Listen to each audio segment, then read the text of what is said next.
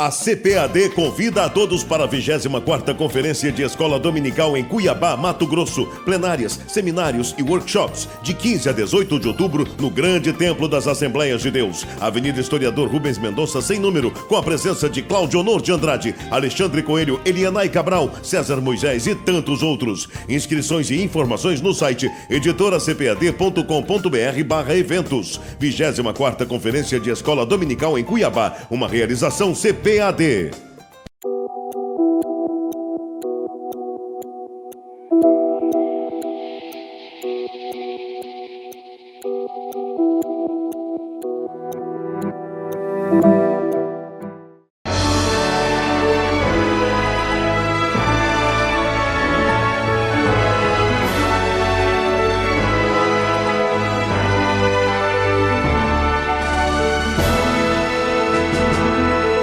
Subsídios. Lições Bíblicas. Jovens. Lição 2. Relacionamento em família. A paz do Senhor, querido professor, querida professora. Como foi a aula da semana passada? Nossas dicas lhe ajudaram? Foi positivo a receptividade dos alunos diante dessa disciplina? Qual é a sua avaliação a respeito da aula que você ministrou? Vamos para a lição de número 2, que tem como título Relacionamento em Família. Nós estamos diante, portanto, de uma lição muito importante, principalmente nos dias de hoje. A lição está dividida em 3 tópicos: o ideal da família, o significado de honrar pai e mãe, em terceiro lugar, a comunicação na família. Em primeiro lugar, nós precisamos observar qual foi o propósito de Deus ao criar a família. Em primeiro lugar, Deus criou a família para ser um centro de comunhão.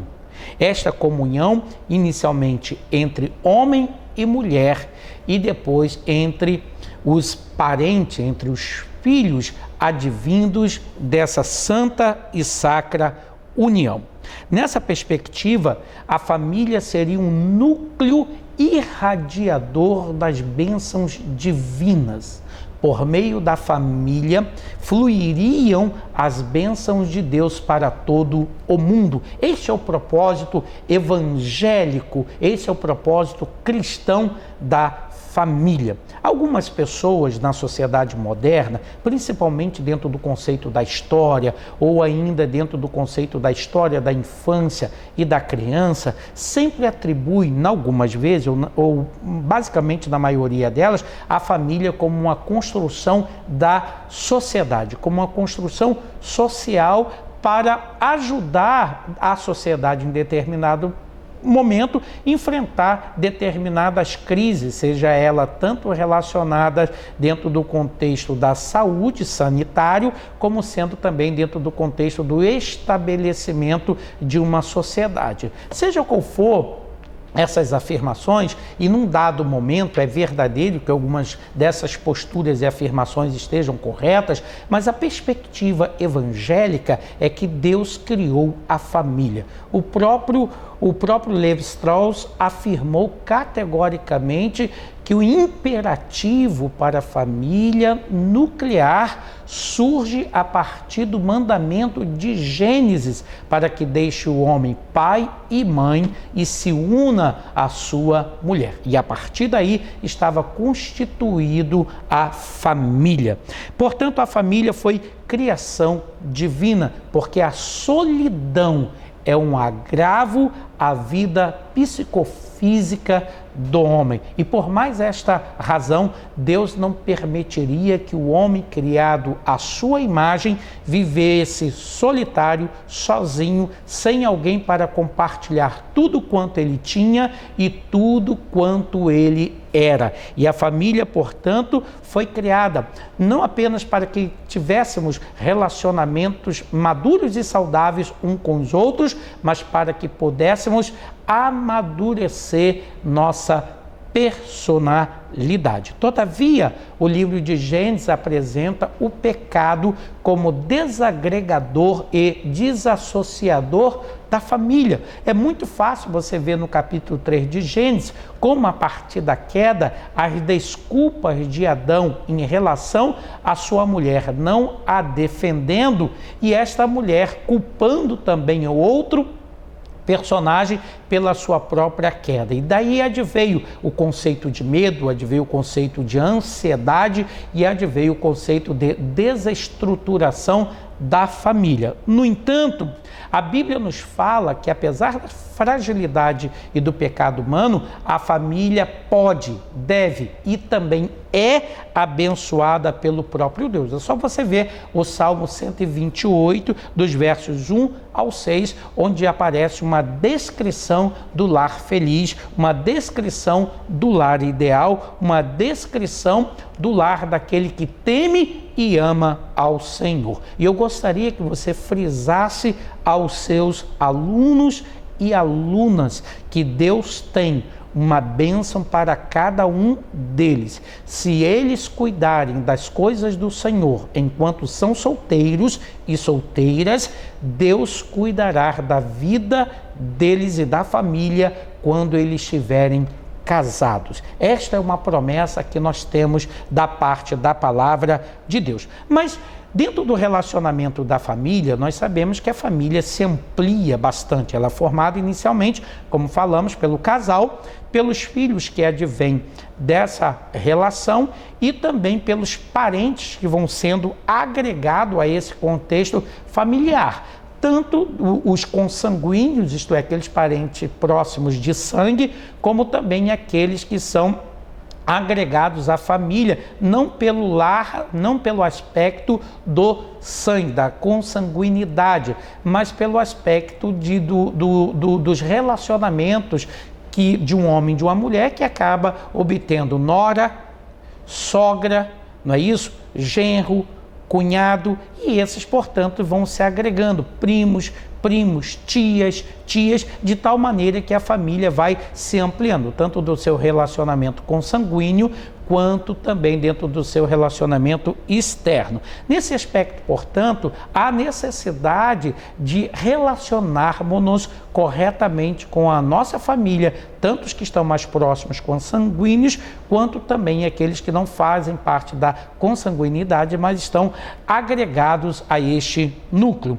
Mas vamos, antes de abordar isso, ver qual é o significado de honrar pais e mães, já que o primeiro relacionamento em qual o ser é inserido é o relacionamento da sua família, pelo menos isso dentro de um contexto ideal. O primeiro significado de honrar pai e mãe, que é um mandamento repetido em Êxodo e também confirmado em Efésios, é, em primeiro lugar, o sentido mais básico é a obediência. Segundo a Sagrada Escritura, a desobediência implica em duras indigências e maldições sobre o filho desobediente. A própria Sagrada Escritura afirma que um filho submisso é a alegria dos seus pais, mas um filho insubmisso, desobediente, desagrada e desonra os seus pais. Assim, o que eu preciso ensinar a respeito desse conceito de honrar pais e mães? Que o filho deve aos seus pais, por princípio natural, uma obediência. Em segundo lugar, por um princípio divino, a obediência. Em terceiro lugar, por um dever social, a obediência. Não apenas obedecer, mas é papel do filho, segundo a perspectiva bíblica, também prover o pai em suas necessidades, em sua velhice. O segundo sentido do mandamento, portanto, é prover os pais em suas necessidades.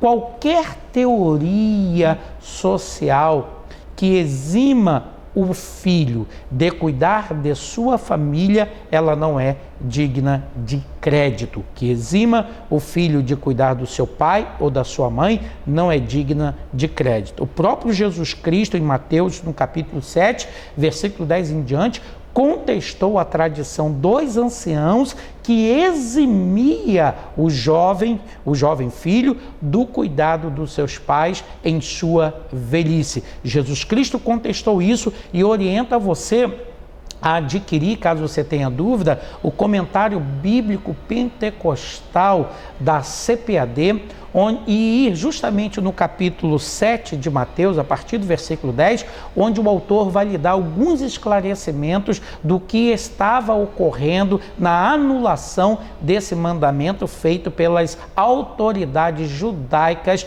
dentro do Novo Testamento por causa de sua tradição. Então, o cuidado de cuidar dos seus pais, de sustentar os seus pais, aparece em vários aspectos dentro da Bíblia. Quando Jesus convida aquele jovem cheio de valores para que o siga, ele pede dizendo, com base no segundo mandamento, permita-me, Senhor, enterrar primeiro os meus pais. Não significava que o pai dele estava morto, não significava isso, mas que ele queria primeiro cumprir o segundo mandamento e depois da morte dos seus pais é que ele seguiria Jesus. Ele, na verdade, utilizou essa expressão piedosa simplesmente para não seguir o Senhor, e o Senhor reconhece isso dizendo claramente, deixa os mortos enterrar os seus mortos. Essa expressão acridoce do Senhor Jesus Cristo não era condenando o mandamento, mas era repreendendo a astúcia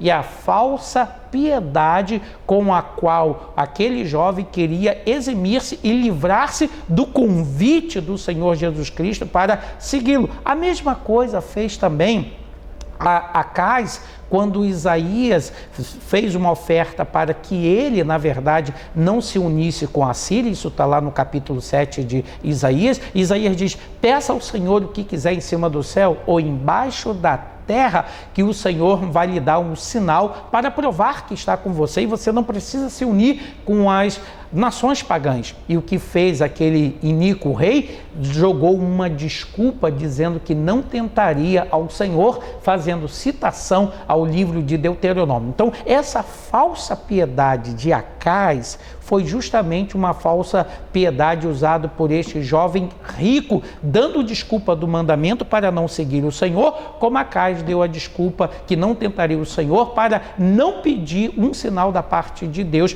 para provar que o Senhor estava com Israel. E aí o Isaías próprio, então, o Senhor mesmo te dará um sinal. Então, cuidar dos pais, obedecer os pais e cuidar dos pais na sua velhice é o que compõe também esse sinal.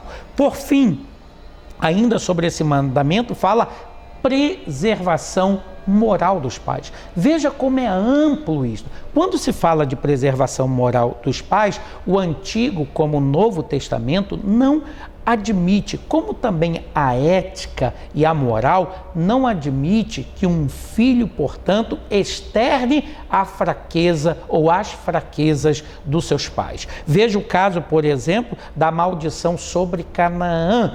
Tantas expressões e interpretações equivocadas sobre esse texto, que tem pessoas que dizem se tratar da homossexualidade, mas isso não é veraz. Se você cuidar bem da exegese bíblica, você vai ver que eles confundem esta passagem. Não teve absolutamente a ver aqui com homossexualidade. Simplesmente está aqui referindo-se à desonra com a qual esse personagem, filho de Noé, agiu em relação ao seu pai. Quando o viu desnudo em sua tenda, começou a zombar do seu pai. Veja que o Antigo Testamento não permite zombaria aos mais velhos. Lembra-se do caso de Eliseu, quando aquele jovem zombaram dele, sobe calvo, o Antigo quanto o Novo Testamento não permite que ninguém zombe do ancião. Até Paulo, quando vai falar para Timóteo, diz claramente, olha,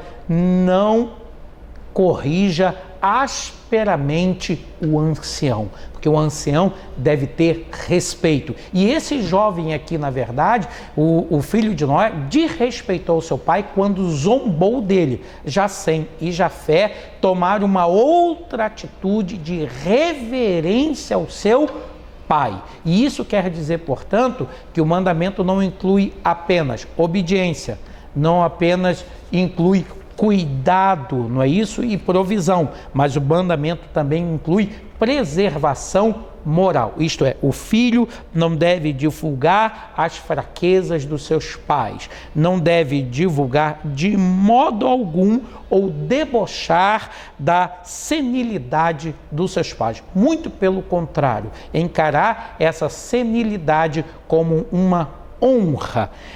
E por fim, no tópico de número 3, a comunicação na família. Nós estamos agora diante de um grande problema dentro da nossa sociedade, porque hoje na família nós temos muitas distrações.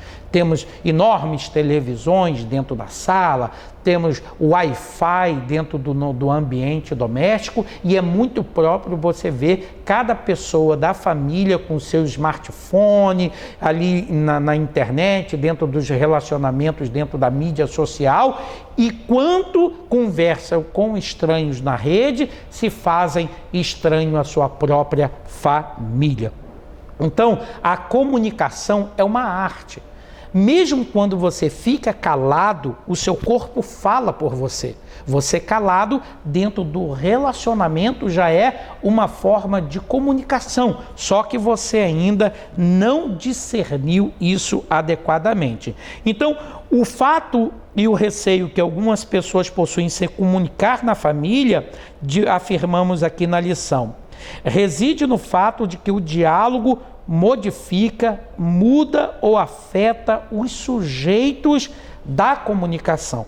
Quando os membros familiares interagem constantemente por meio do diálogo, eles estimulam e reforçam o que está sendo dito por meio de atitudes e gestos, de modo que a comunicação define e aprofunda o relacionamento na família. Então, como você deve entrar em diálogo com a sua família? Em primeiro lugar, fale daquilo que é do interesse do seu pai, da sua mãe, do seu parente. Fale daquilo que é do interesse do outro. Dê você o exemplo tomando a iniciativa de se comunicar. Então você deve e pode melhorar a comunicação na família assumindo a posição de ser aquele que inicia o diálogo. Primeiro, procure conversar a respeito daquilo que interessa ao outro. Segundo, seja atencioso ao seu interlocutor na família. Enquanto ele fala, não fique nas redes sociais falando com outro, que isso é antiético, isso demonstra falta de educação e também desinteresse por aquele que fala. Terceiro lugar, use palavras sempre educadas e afáveis. Em quarto lugar, resista à tentação de interromper a conversa. Quinto lugar, não atenda às redes sociais enquanto você conversa. Sexto lugar, não ofenda. E se você for ofendido, mostre tolerância. E em sétimo lugar, respeite e não fale mal dos outros, porque a pessoa a quem você vai falar mal, possivelmente pode ser uma outra pessoa a quem a outra tanto admira e assim, portanto, vocês vão arrumar rusgas dentro do seu relacionamento. Então, rompa as barreiras que foram erguidas devido a problemas do passado, dentro do relacionamento da família, principalmente dentro dos almoços e jantares que se faz da família. Às vezes é pouco tempo para se resolver tantas mágoas, mas deixa essa questão de lado, deixa as mágoas do passado de lado, assuma uma posição do diálogo, da conversa, da amizade, porque, em nono lugar, você deve perdoar e aceitar o perdão dos seus parentes. Por fim, comece por você, porque você deve dar o exemplo do diálogo com os pais e principalmente com a família. Deus lhe abençoe. E lembre-se que o seu trabalho não é vão no Senhor. O próprio Deus sabe as dificuldades que você passa para estar diante da sua classe, ministrando a palavra de Deus com amor e responsabilidade. Portanto, continue confiando que o Senhor fará muito mais do que as suas palavras podem conquistar e o seu sentimento pode desejar. Deus lhe abençoe, em nome de Jesus Cristo. Amém. CPAD, 75 anos. A editora da Escola Dominical. CPAD